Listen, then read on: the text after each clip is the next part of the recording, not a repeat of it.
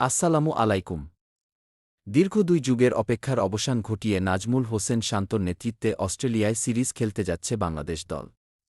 এই লম্বা সময় কেন অজিদের মাটিতে তাদের বিপক্ষে টেস্ট খেলতে পারেনি তা কারও অজানা নয়।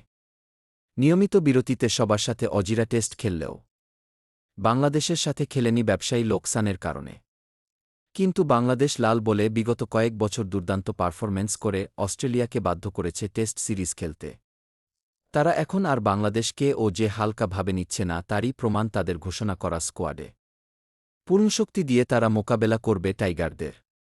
অপরদিকে বাংলাদেশের স্কোয়াডে দিকে তাকারে দেখা যাবে যে ১৫ জনের কেউই এখনও খেলেনি অস্ট্রেলিয়ার মাটিতে টেস্ট ম্যাচ। দলে একমাত্র খেলোয়াড় শত টেস্ট খেলা ক্রিকেটার মুশফিক ও সাদা জার্সি গায়ে খেলতে নামেনি অজিদের দেশে।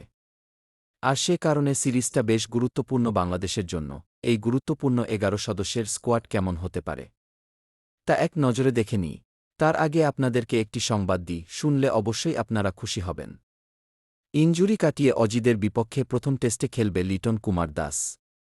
তো আমরা এখন একাদশ দেখিনি। Number 1 Nazmul Hossain Shanto and captain. Number 2 Soumya Sarkar. Number 3 Mominul Haque.